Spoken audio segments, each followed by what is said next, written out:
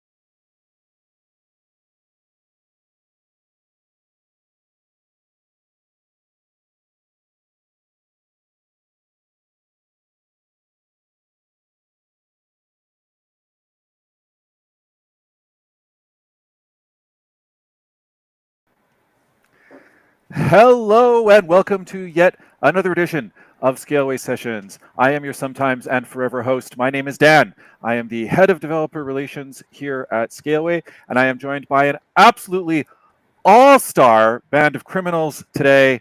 But always, and I want to introduce the shout out, the man of the hour, every week, Diego, who manages things behind the scenes, works the soundboard, puts fun stuff, scrollies up, gets the tweets out, does all the important things. Thank you so much, as always, for working behind the scenes and for actually joining us on stream today with your lovely face. So nice to see you. We're also joined by Benjamin and Peter. I will let them introduce themselves. Go ahead, Benjamin. Okay, so hello, I'm Benjamin. I'm an R&D engineer at Scaleway, and we worked on the Ampere machines that are currently available, the MP2. Excellent, wonderful. And Peter, why don't you say hello to the audience? Hi, everybody. I'm Peter Pouliot. I work in developer relations and developer advocacy here at Ampere Computing. Excellent. So thank you very much, both of you, for joining us. This is a timely grouping of people to have together. In fact, at Scaleway, just this whole week, we've been talking actually quite a bit about ARM processors, quite a lot about Ampere. In fact, we had our head of labs, so sort of an internal R&D group. That's Sébastien Lutranger, who was on a popular podcast here in France to talk all about ARM and Ampere 2 deployment in our data centers, what it's like to manage these machines, workloads, use cases, and things. And really, really great for the Francophone audience. And that podcast is getting a lot of traction, and we'll get the scrolly up, a little bit later, of course. So you can click through and take a look at that. So what we wanted to do here was allow the English-speaking world to hear a little bit about this topic as well. So I'm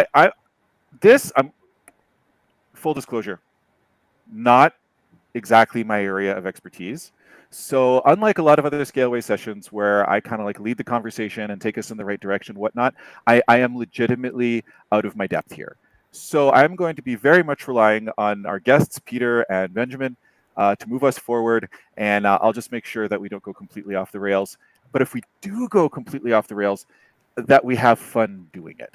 So as always, send us your questions on Twitter, send us your questions on the Scaleway Slack. Also, a lot of you just send me questions on all the Slacks that we share, which is fine. So I'm going to be looking down to stare at my other screen so I can monitor all the Slacks. Do continue to send those questions in. We'll see if we can work them into the conversation, not make it super, super obvious, because that's how we roll. And of course, if you are live with us on Twitch, feel free to join us in the chat. That's always a lot of fun. All right. So, Peter. Yes. I'm going to pass it over to you to kick us off. Could you just give us and our, of course, our audience as well who's watching.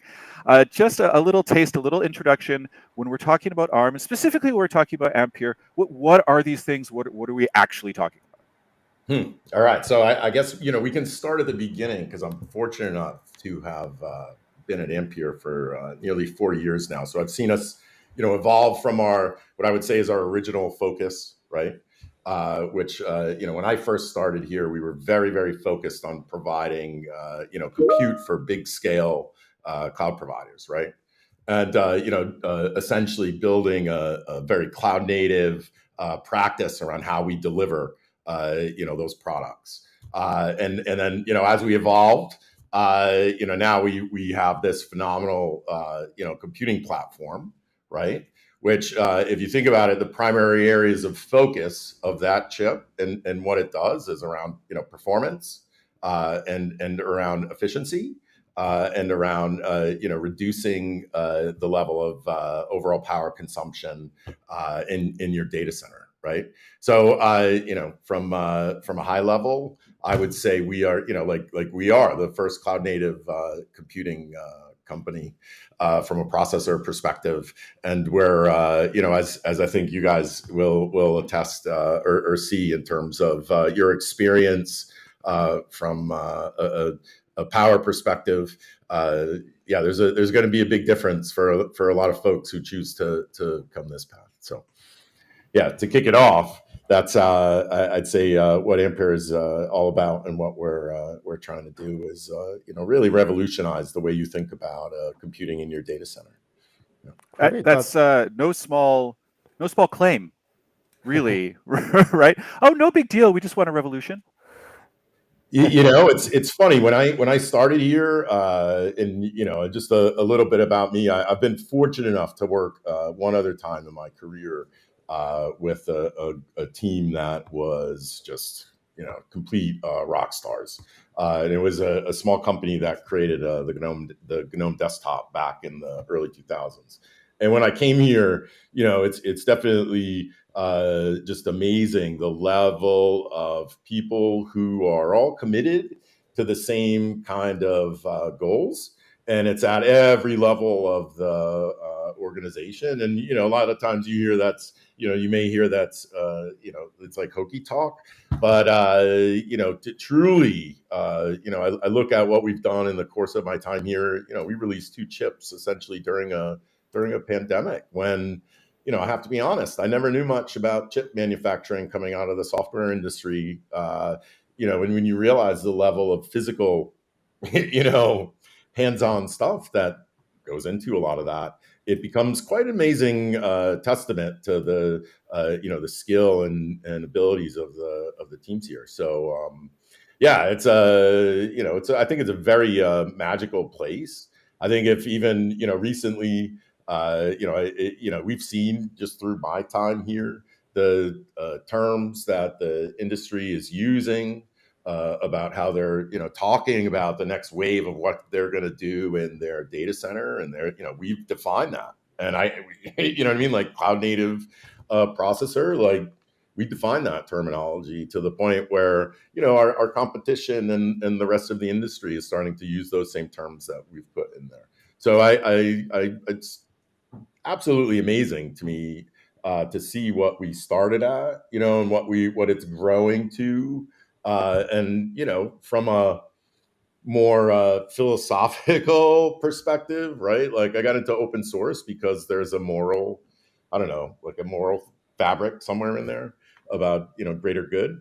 Ampere gives with what we're doing in the data center. I think there's a moral responsibility to Right. be green, and I think we're really trying to achieve that in a space where if you look at the future, if you go and how we were doing it before, it changes everything. I live in a space constrained area here in the Metro Boston area of New England, right? Like if you look at a lot of the sizes of data centers and things like that, I've spent a lot of years of my career in data centers.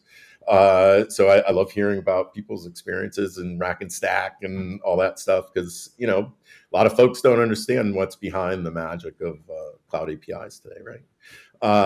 But the when you get into that nitty gritty, the physics of the room matters, and Ampere gives and I can see it just applicable in my geographic area, where adopting technology like Ampere's can breathe, in some cases, new life into a physical space that you might have been extremely constrained to before, from a physical computing environment. So that's exciting to me, and then once again, and you guys just are starting to have the experience of running Ampere platforms, and I like hearing about that, because like one of the first times where I was working with someone, the folks at the Oregon State Open Source Labs had a rack of some of our early gear that they lit up, and they were sitting there going,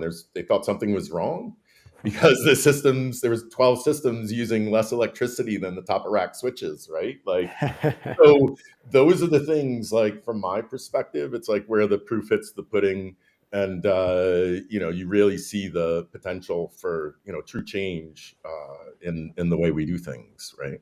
So it's hard to be excited and passionate about that. It's nice when you can be excited and passionate about something, right? And absolutely, right? Like, yeah, for sure. So like, let's not beat around the bush, right? And this is something we don't do on Scaleway Sessions. We'll drive right at it.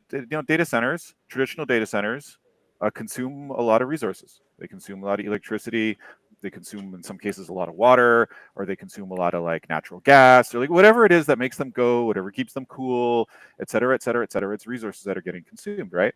And I don't really need to tell anyone this, but we're going to say it out loud anyway, right? Is that resources are finite, and the more we use them, the more we have nefarious effects on the planet, et cetera, et cetera, et cetera. So when we can at least think about ways to balance that out, we go, you know what, like, the door is closed on, agriculture-based society. Like, we have machines and we have computers, and this is the thing. This is humanity now. Yeah. Right? What can we do, if anything, to at least try to consume a little bit less electricity, to generate a little bit less CO2? You know what I mean? Is can we do it? And this is one of, maybe it's a small thing, but it's a thing, right? If we go, look, we have these processors at this density, consuming this electricity, generating this heat for this amount of work capacity. And if we can change that equation, even a little, right? That means something. Oh, absolutely. Now, I can speak just from my own personal experience, right? I spent a lot of years working in OpenStack. Spent a good chunk of that working on OpenStack at Microsoft. During my time there, we ran one of the largest continuous integration infrastructure for OpenStack in the industry. And at that time, there were about 38 racks of equipment, okay? When I got to Ampere and got to play with a rack of our one of our Mount Jade, I think it was Mount Jade platforms, and build an OpenStack on it, I think I had more cores in a single rack of gear than I had in the 38 racks of equipment. So just from and I can't say I had the got into the details of that, but of what it really meant from a power and all that stuff perspective. But just the sheer core count, that's an exponential difference, right? And when you couple that with, like I said, we're highly focused on delivering, highly optimized, highly performant platforms. So the other components that are in our typically in the platforms that are created, they're all, have the top end of the spectrum in terms of the performance that they can deliver, right? So you end up with great super fast storage and network infrastructure in those chassis, as capabilities that are possibly there as a result. So if you really if you think about the physics of the compute environment that we were used to Okay, and I racked and stacked servers from the 90s till now. Right? Like the changes, how much better it is, right? But if you think about it, if you can condense and deliver more physical compute power than you could in 30, some odd racks of equipment into a single rack of gear, there's a significant amount of other things that are going to change as a result of that, like free real estate, the amount of power that you were being consumed, the amount of heat that was being thrown out, the amount of electrical resources being used to manage all of that, right? Like it becomes exponential, in some cases, equation of as I mentioned before, am I really seeing what I'm seeing?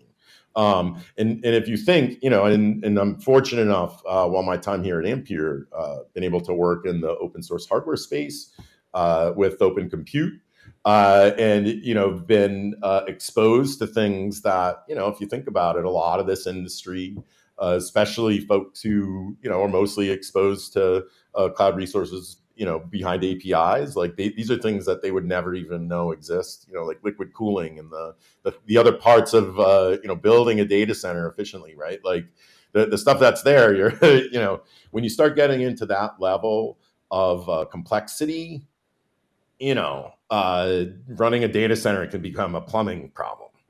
Right. And well, I mean, at the end of the day, everything's a layer one problem, right? But so actually, speaking of data centers, right? Yeah. I'd like to let Benjamin get a word in edgewise here. So we here at Scaleway, we have occasionally racked a machine in our time over the past 20 odd years. Would you say, Benjamin? It has been known to happen. And not so long ago, we decided to rack some Ampere machines. And I would like to get a little bit of just some thoughts from you on kind of your experience with that. What have we been doing with that? How have we been exploring that space? What has our kind of journey with this particular type of hardware looked like so far? Well, that's a lot of questions. I'll try to answer them all one by one. So the first thing is that, like, what did the journey look like? It was like we started with some hardware, and we wanted to characterize performance. So to know, does it run well, how fast, and as Peter said before, well, it did run incredibly fast. So we tried like building the kernel, all of the Pharonics benchmarks. We had some fun with it. We had some fun with other benchmarks also. And we've seen that on pure CPU workloads. So cores, like the cores from those CPUs are just incredible. They outperformed like similar generation, like x86 CPUs. And after that, like we wanted to put them on a rack and put them at the end of the client, so we could see what they would do with them. We were really interested, so that's why we created a wide range of instances, like from 1 core up to 60. We wanted to know, what would the clients do. Would they take small instances? Would they take the big ones? We've had some interesting results, I'd say. So it was a good experience, and we also had like, how to say it, really good results on power, I'd say. So we did measure the power consumed, and we were amazed, like, by the amount of work that could be done with the power that was consumed by the machines. It was just amazing. And the last thing is, the machines have been really stable, like really stable. We had like nearly no hardware failure, just one thing, but it was just insignificant. So yeah, GG. Well done. That's great. You know what? Thank you. Like that's the stuff that I love hearing, because Like I said, I've been racking servers since the 90s, right? Like the difficulty that you can have bringing systems online sometimes, especially with going through the process of updating firmware and dealing with all that stuff. That's one thing that I've been I guess really happy with in terms of what Ampere's been able to deliver is a consistent, experience to the end user. One where, like everybody I talk to, they usually say the same thing. They're like, yeah, we just plugged it in and it worked. It did exactly what we needed it to do. And they were able to integrate it into, their complex infrastructure management systems, right? Usually in a very simple and consistent way to what they were used to. So that's yeah, a real condemnation of sort of the state of kind of where expectations are as well, right? When someone says, it did the thing it said it was going to do, that's surprising. Right? Like, well, hey, let's be real. We've all worked in or worked in infrastructure, and it doesn't always, even in your own home, right? Like it doesn't always work the way you would expect it to. And yeah, that's having a consistent experience. Like, let's be real, right? Like to help transition an industry from an architectural, into an architectural change. You have to deliver a consistent experience of what they're used to. And I'd say from an Ampere perspective, it's a true testament, once again, to the point I made earlier, to the level of experience that we have in that industry within the the walls of Ampere, working on these, working on our products, because it's we're a small team, and they can to deliver that level of quality and experience through the social and the geographic environment that through the pandemic. It was it's unheard of. I'm astonished that we were just in general, because it's the complexity. I had no idea the complexity that went into producing producing chips. So really, no idea the complexity of producing humanity's most complex and intricate machine ever conceived. That's weird. Well, it's not they're the folks at CERN, I think, might own that machine, but yeah, we're in there in terms of complexity. Yeah, fair enough. So okay, right. So let's actually dive in on that, okay, a little bit. Yeah. So okay, great. You made some chips. Good for you. Fantastic. What are we doing with them? What can we do with these things, right? We've talked a big game about how it is that we were able, or you were able to create them, and Benjamin was like, we were able to rack them, and they did the thing, and everybody's really happy with them. But okay, great. They're running now. We're feeding them electricity. We're cooling them in a data center. Now what? What are we? What's the use case for these things? So if you ask me, I say everything. But that's not the answer people want to hear, right?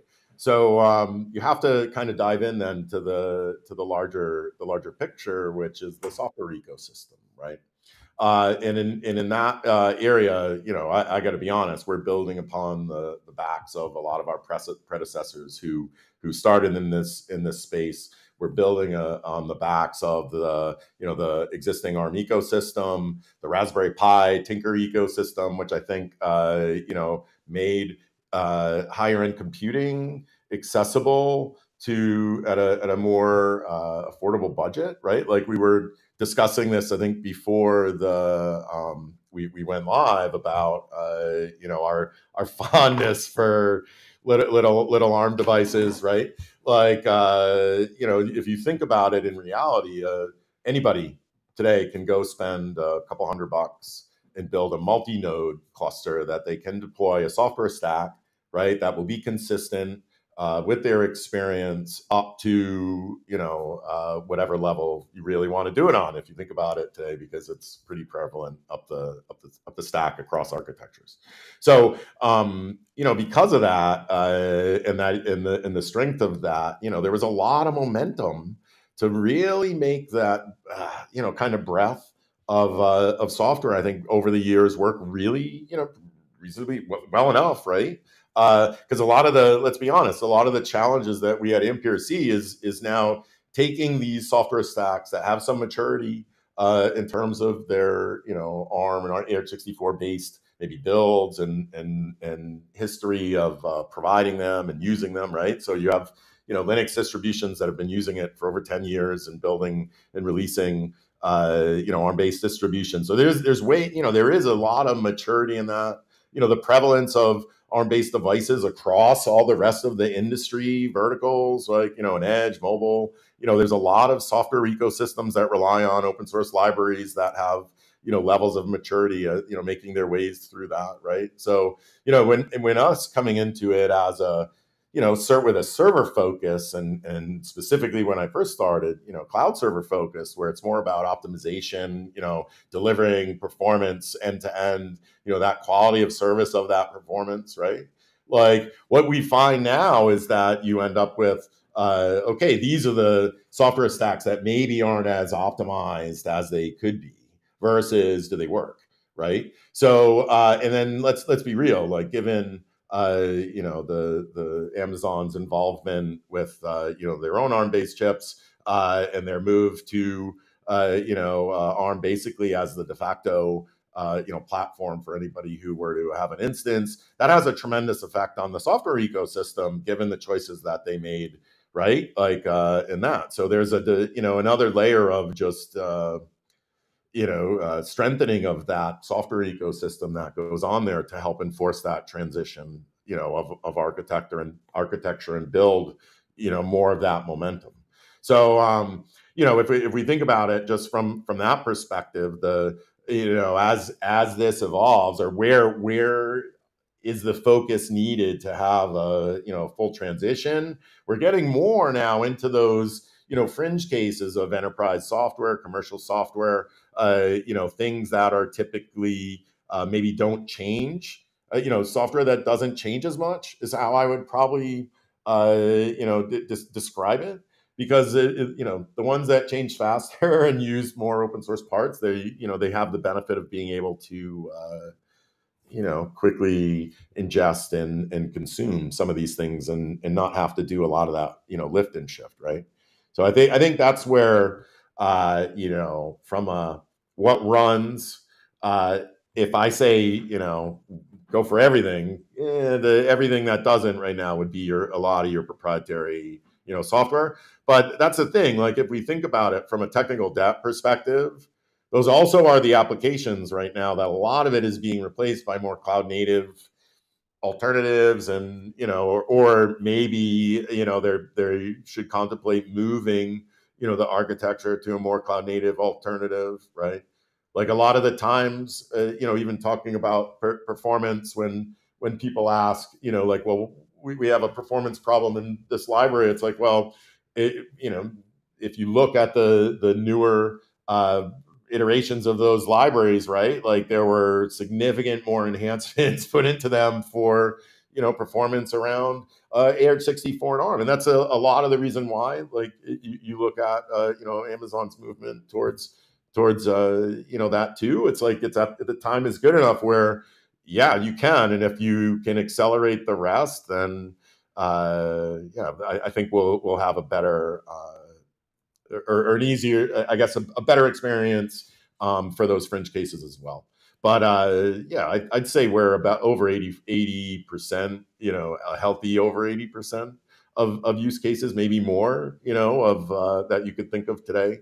If we talk about, what's the first stuff, I would say, transition all the low hanging fruit, right? The stuff that, could be transitioned and not, like your databases, your storage APIs, a lot of the stuff that are just going to be consumed and don't necessarily have an architectural component to it.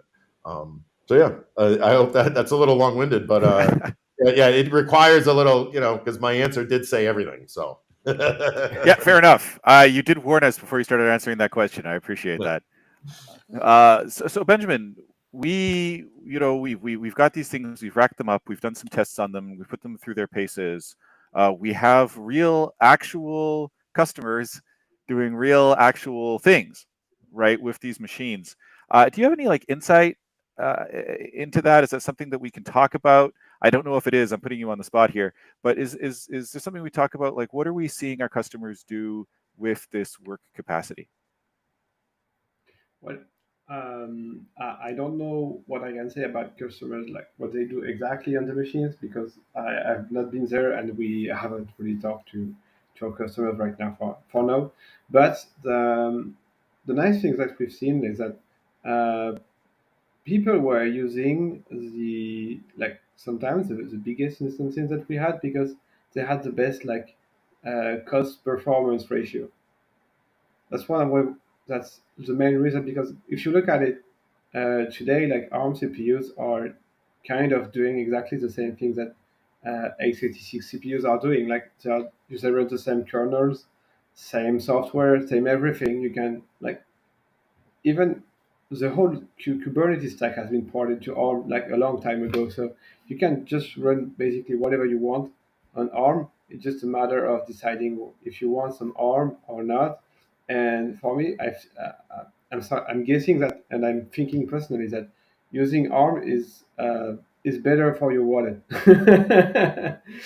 because they use less power, and they use less, like, power, and they have more, they can do more for so the price performance ratio is just, like, really good, and customers are taking advantage of it. And as well, they should be. So it's going to lead maybe to perhaps an obvious question, and maybe it has an obvious answer. So I'll ask it, which is, why isn't ARM just everywhere? If it's this much better and it costs less and it does more, why do we still have x86 processors anywhere ever? Well, that's Well, a I'll go ahead, Benjamin. I'll leave you talk, Peter. Oh no, that's the tough one. Well, I'm going to emit another guess here, but the one thing is, like, sometimes you have some legacy software that you're not able to rebuild for ARM yet, yet, and for something else, it's good ARM CPUs, like what Ampere is doing, are kind of quite new to the market. So we have to let them coming. But we've seen with the big players in the field that they they are now running machines that are quite powerful and running ARM machines. So I'm really looking forward to seeing what would be the market share of ARM in 5 years. I think I would be impressed by the results. If I could put things into, I guess, perspective, right? Like, when I started in this industry almost 4 years ago, there were a lot of different, players in the ARM server space. Obviously, pandemic changed the industry a lot. Now, if you, and that was specifically focused at, servers, right? Now, if you look at what's happened, even just with Ampere, like, we were focused on servers specifically then now, and that is the target of our stuff. But in terms of how the use cases of our chips are being used, right? Like, we have, it's gone into, there's edge use cases, there's desktops. You can get a motherboard that you can build your own and have an Ampere chip in it now. So, you know what I mean? We went from being focused on providing platforms to the people who were going to make the transition early, I guess, to ARM, to now, where just in that short amount of time, the ODMs and the manufacturers of these boards, right? They're looking and saying, okay, we can now go after those other areas of the industry with this platform because of the software maturity, because of that, and because of the need for us to reduce our power bills, right? Like you said, there's a definite realization in your wallet of a difference. And you may or may not have any realization in terms of performance. In some cases, you may get better performance. Like, and going back, like you mentioned earlier, Dan, I think about it always comes back to physics, right? The physical infrastructure. The reality of it is, like, even in some of the tests that we've done with Ampere platforms, I think there was one done recently with Linbit around DRDB and their some of that stack for Kubernetes, their newer pieces, LinStore specifically, and where they had done some tests on an Intel and platform. It had like 12 nodes and achieved X number. And we beat that with like 7 times over with 3 nodes. You know what I mean? And when you think about that from like we said, the physical aspects and the effect that has on your wallet at the end of the day, there's a huge difference. So it's I think that's right now. There's at some level a leap of faith, right? Like the messaging, like you had said, why isn't it everywhere? Well, it is in every major cloud provider, right? Like when I started, like I said, we were only focused on the top 8, and now we're, like HP's selling a server with Ampere chips in it. Like I said, you can get a motherboard for DIY. You can go buy a desktop, developer kit that super cool with all the neon lights with an Ampere chip inside. So it's definitely getting there, right? But it's more, I think, education, awareness, like the stuff that we're doing today, right? Making people realize that there's an alternative, making them realize that there's a good reason why you should make that that switch, and make them realize that for the majority of stuff you're going to be able to do it with the software you've been used to, and get some benefit of that. And let's be real too, especially from a developer experience and a pure developer perspective, the movement of Apple towards an ARM-based architecture definitely added a big wave of momentum, into the larger software ecosystem, and puts pressure, right, on the rest of the kind of what I would say commercial software vendors to pony up and start moving their software over to that. I think there's at the beginning, we're at the beginning of the of the transition. And the more we talk about the real benefits from how it affects you from a cost, price per watt, all those all those kind of focus, you get to feel good at the end of the day that, hey, wow, I'm working on top notch, coolest technology, and I'm doing something that's beneficial to my business. And I'm doing something that's beneficial to the planet, or and I can feel that I'm doing my part within that domain of So to sum up, then, the answer to the question of why isn't ARM everywhere is because it's just not everywhere yet. Yeah. Right, that's what that sounds like. It's just not yet. It's just a matter of time. And let's be real, like the processing chips, like you still have probably devices in your house that run MIPS, right? Like you still have there's still markets for other that stuff, but they tend to get relegated to particular pieces of the. I can assure you that I do. I have a hot water heater that has a modem in it. Now, for the kids, a modulator demodulator is an acoustic coupling device that was used on a POTS or plain old telephone system, a series of copper wires. But it has a processor in it, right? Because it's got to talk, and it's supposed to take weather reports from the National Weather Service here in France. And it would actually make connections, and it would heat the water or do the cooling and blah, blah, blah based on this. And the service that it calls, of course, no longer exists. Right? I don't have it hooked up to a telephone line because I don't have a telephone line. But it has a MIPS processor in it, right? And it's got like a daughter board, like a legit daughter board in it. And I've got a manual this thick on how to program it. Right? So these things still exist for sure.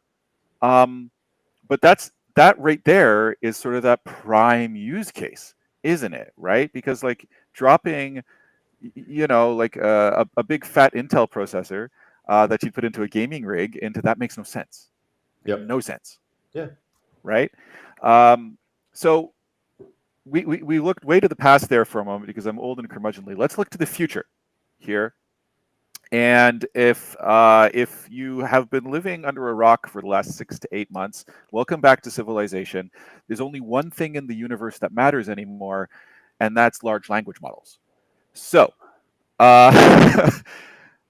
what, if anything, can ARM and Ampere potentially be bringing to the table in this area? Because great, we can run traditional workloads on it. Hey, great, it's traditional workloads, but no one cares about traditional workloads anymore if you're not doing AI, GTFO. So what, if anything, can we do in ARM and Ampere in the AI machine learning space?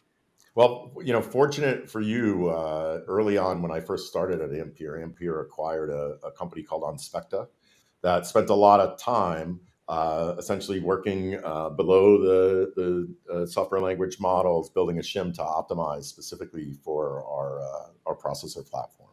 So, obviously, if you take a traditional kind of AI model where you have a learning segment that they would traditionally do on GPU side, and then you got the inference side that they'll run. They may run it on the same, they may not. In all cases, right? Like you can get a benefit if you run inference on pure Ampere platforms, both from the optimization that we provide through our AI team, as well as as you mentioned, the price per watt, price per performance per watt for pure inference workloads. Now, even if we go back and look at the rest of the on specifically on like the training side of those sort of workloads, right? Well, in that case, if you look at what are the servers that they would be deploying, well, you might have 2 Xeons with 6 GPUs. If we literally go down back to the physics, right? Those Xeons will have like a TDP of like 500. So if we think about like the total amount of power that each processor will use, the chip. So for those of you following along that acronym, could you expand it? Oh, it's TDP, and I have to be honest, I'm not I'll have to look it up. It's like I think it's like thermal, it has something to do with the thermal whatever. But specifically that acronym, and essentially it's kind of like the number of how much power it'll use if it's at full bore, right? Yeah. So it's used in my understanding, and as I mentioned, I came out of this as a software guy, so I'm relying upon what I have absorbed from the rest of my colleagues at this point.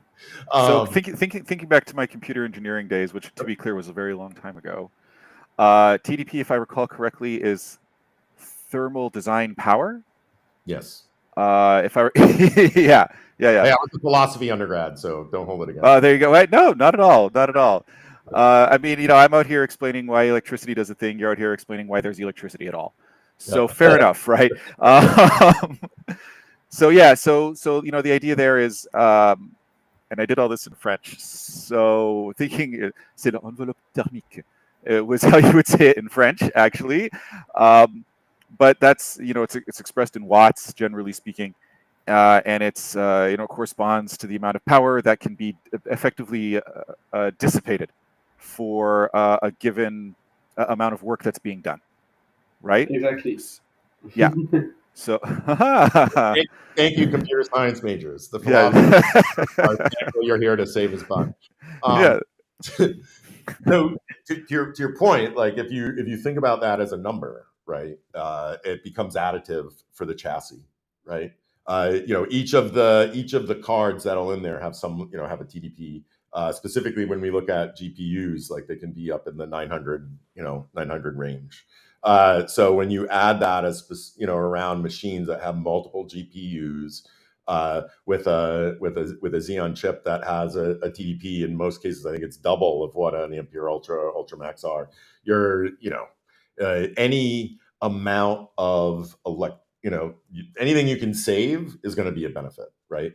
So you still, by moving in those cases to an ARM-based platform with GPUs, right, you can get the benefit of that, of still having high performance compute while getting the savings of the power envelope of the general, of using Ampere as a general purpose CPU in that case, right? Coupled with a GPU for the, that you may run your learning on, right?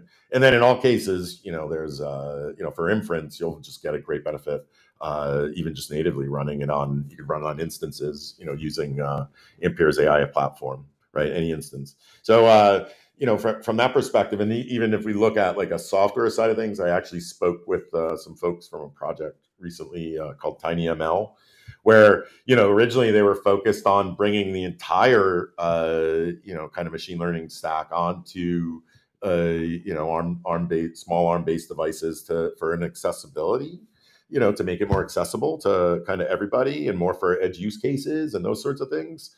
But when they only recently found our chips, and then it's like, okay, we've been doing all this software optimization for these types of ARM devices. What happens when we take that software optimization and put it on a server is the question next, right? So, I think there's as you mentioned earlier, there's about to be, or we're in the middle of an explosion of innovation in this space, and I think it's obviously Ampere was an early adopter of realizing that there's opportunity in AI. So yeah, I think it's obviously it's a workload that isn't going to go away, and I think it's going to continue to dominate and increase the landscape of what and how we do everything, right? Like the integrations, like even I know CERN I saw a discussion that CERN did at Open Infrastructure Summit a year or so back, talking about how they were using it, in their own data center operations to try to, forecast potential problems, right? So, our use cases of it are going to spread over time, and the computing power necessary to run it is going to increase, and I'm all for it. Hey, if we can get it fully optimized to not need the GPU, then that's even better for Ampere, from my perspective. Well, it certainly is going to be better, for Ampere, right? I mean, you have commercial interests, everyone does. But I like what you were saying a little bit earlier with, it's okay to combine things, right? You said, what if we had Ampere processors doing this and we had GPUs doing that? I mean, we still have x86 processors over here doing another thing. It's fine, right? And this is maybe something that gets a little bit lost in the noise. And we we as technical people, we get nerd sniped on stuff like this, and we love to have arguments about like, oh, you have to use Emacs all the time, you have to use Vim all the time, you have, et cetera, right? But it's okay to mix and match, right? There are going to be things where, as it turns out, a big old rack of NVIDIA GPUs is actually the thing you want for this thing that we're doing. Absolutely. Right? And then there's going to be another use case over here. It's actually, as it turns out, we need those extra instructions. we actually need them to do this particular type of calculation. So we need the x86 chipset. And so we're going to keep doing that over here. And then maybe what's in between, are some ARM processors to be doing kind of like the rest of the general purpose computing, right? Like that is good and true. And I guess what I'm getting at is, the classic case of the right tool for the job. Yeah, there's that, and if you look at the way, from my own personal perspective, the way the industry has been going, right? Like, Apple designed their own tool for the job for what they were looking for, specific to their products, right? It's very specific. So it's there has been a trend towards that movement in the industry. I think even with us, with Ampere, when we started, our focus was very specific. It was defined as, we were defining performance and price per watt from a chip perspective in the cloud. And then all of a sudden you realize it's like, oh, there's benefits of using that in other cases. And in fact, it's not always about full throttle.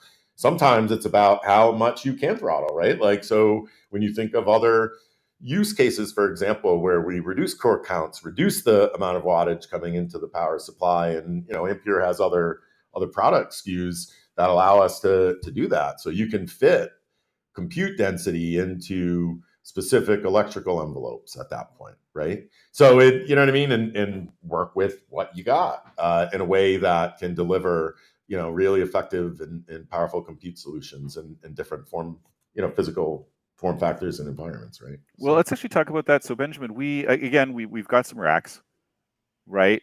When we think about, let's talk about form factor here. What do these things actually look like?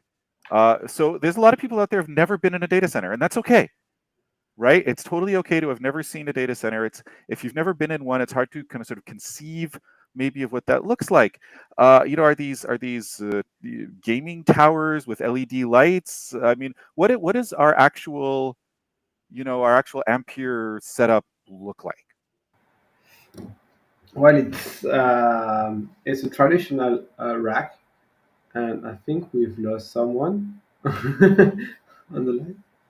Looks like Diego disappeared there for a second. That's okay. You Okay, keep going, Benjamin.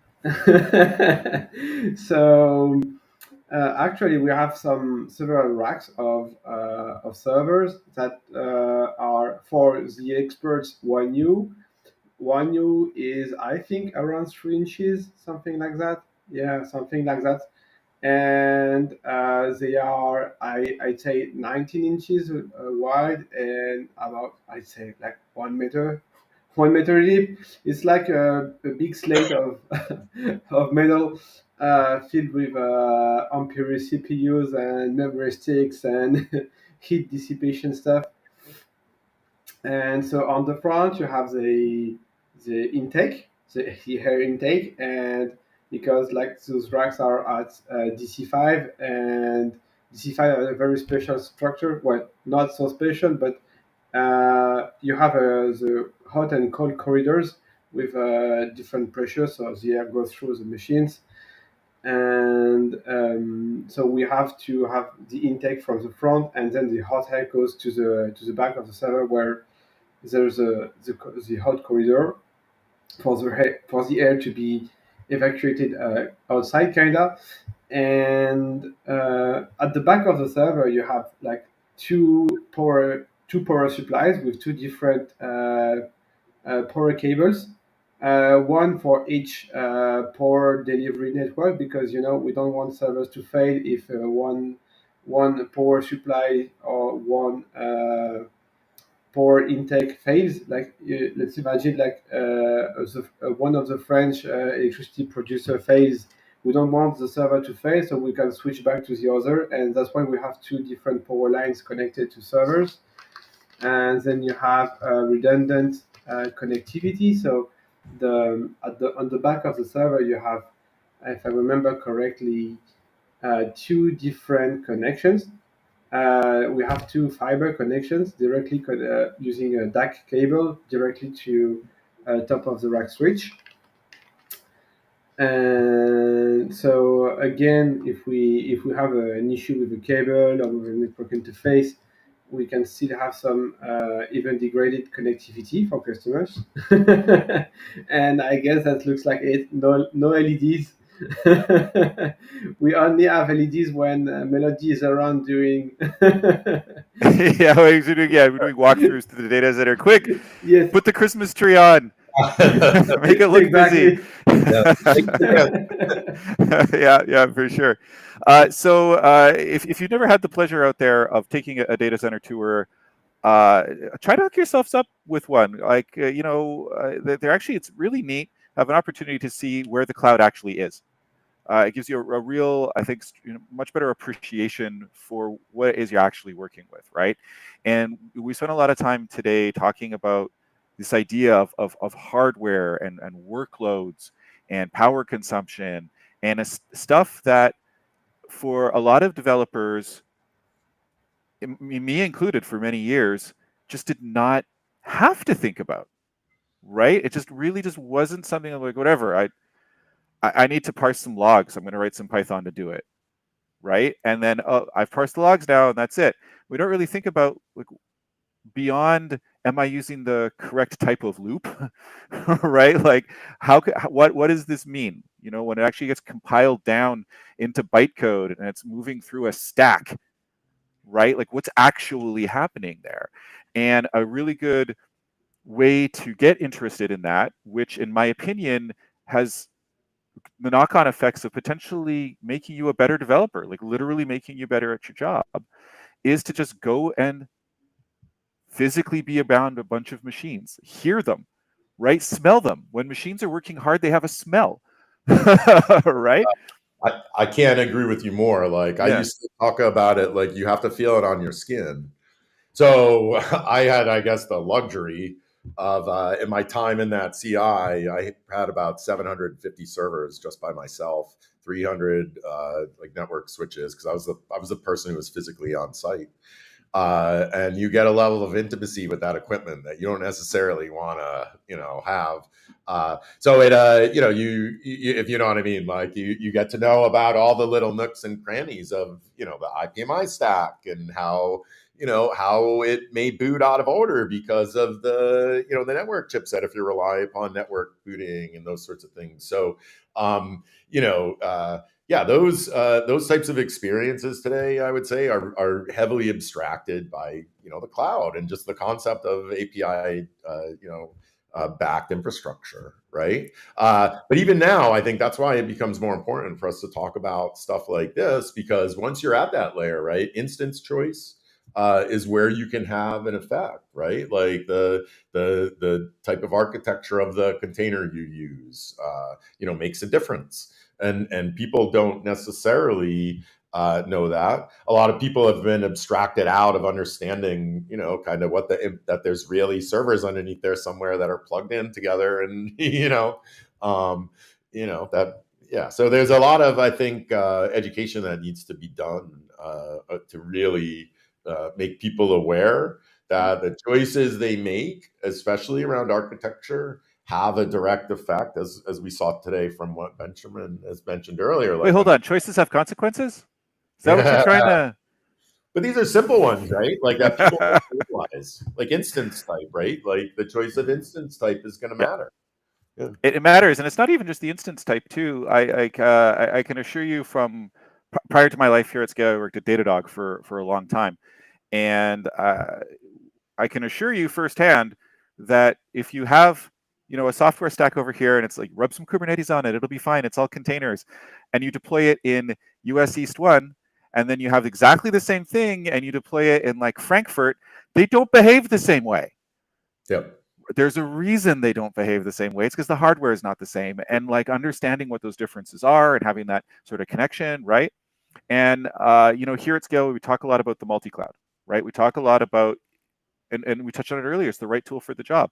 Like, hopefully Scaleway servers are the right tool for the job for what you want to do. We would like that very much. But if they're not, figure out what the best tool is. Don't be dogmatic about it. Don't lock yourself in to one particular solution in one particular place just because I'm not going to say because you're ignorant, but because you've never had the opportunity to learn the differences between these things. Yeah, I would say you're just right? not informed yet, right? Like, Yeah, that's just it. It's a matter of people. I always just say this all the time.